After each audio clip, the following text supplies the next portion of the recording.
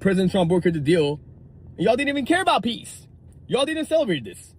But y'all did celebrate Charlie Kirk's assassination because he was saying stuff that y'all didn't like. But a peace that's going to save millions of people, you do not care about it. So, you don't care about Palestinians. You don't care about Gaza. Or you would have marched against Hamas. You would have marched against the Islamist people in Nigeria who have killed more than 50,000 Nigerian Christians. So you don't care about human rights at all.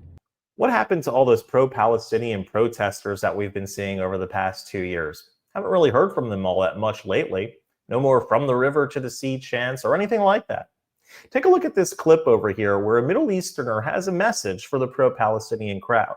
So we'll watch this clip together and then talk about it. But first, hit that subscribe button over there in the corner. We'd love to stay in touch. Check this out. I'm Persian. I'm Iranian. I was born in Iran, in the Middle East. So I do have to call a lot of people out right now. All these free Palestine people. Where are you at right now?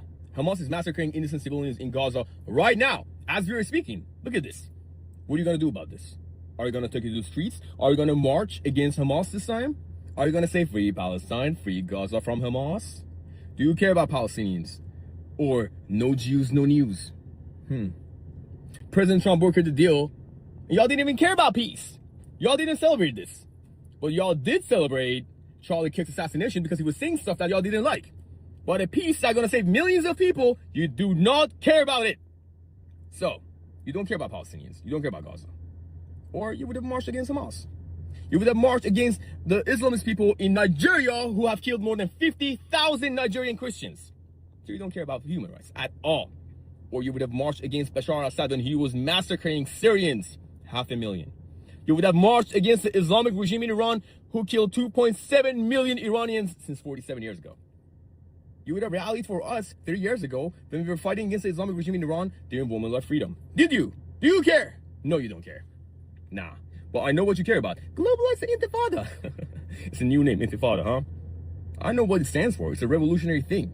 Y'all trying to push your Marxist, Leninist, communist agenda to destabilize the central governments by pushing the revolutionary thing.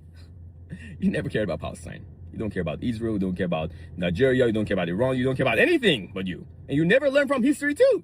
Or the Soviet Union would have served a great example for you. Cuba, North Korea. Learn from history. Yeah, it is almost as if no Jews, no news. And as soon as there's a peace deal that's been brokered and then Hamas starts killing its own civilians, no one's marching against Hamas. I don't hear any major demonstrations and encampments around universities with Hamas, condemning Hamas and what Hamas has done to its own people throughout the past 20 years. No, none of that, because it's not Jews doing the killing of trying to target Hamas and winding up killing civilians because Hamas purposely embeds themselves among civilians. Only when it's the Jews, where the bullets come from, does anybody care about what is going on. And it's a similar thing what's going on in Nigeria. The same people that were saying, oh, we don't want to be involved in any foreign wars. We don't want to go over there. We don't want to send troops on the ground.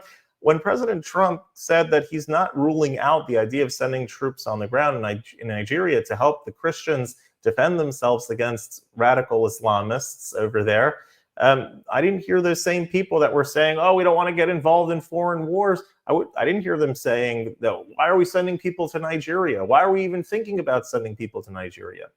Listen, I think there's a case to be made to defeat those that are attacking the Christians in Nigeria. And we want to help people that are good people around the world and where it's in the U.S.'s best interest. Defeating radical Islam, no matter where it rears its ugly head, is something worth pursuing. That includes Al-Qaeda, that includes ISIS, that includes Hamas, that includes Hezbollah, that includes the murderous terrorist Islamists that are murdering Christians in Nigeria.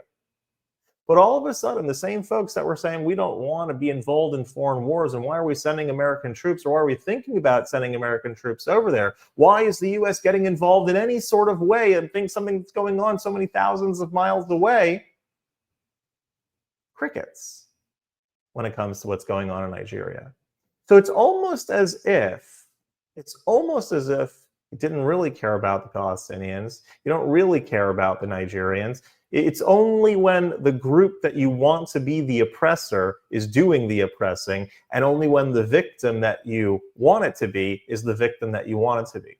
any other dynamic is something that you don't really care about at all. That's what it seems like anyway. Love to hear your comments below. And if you like this content overall, hit that subscribe button over there in the corner. We'd love to stay in touch. Take care.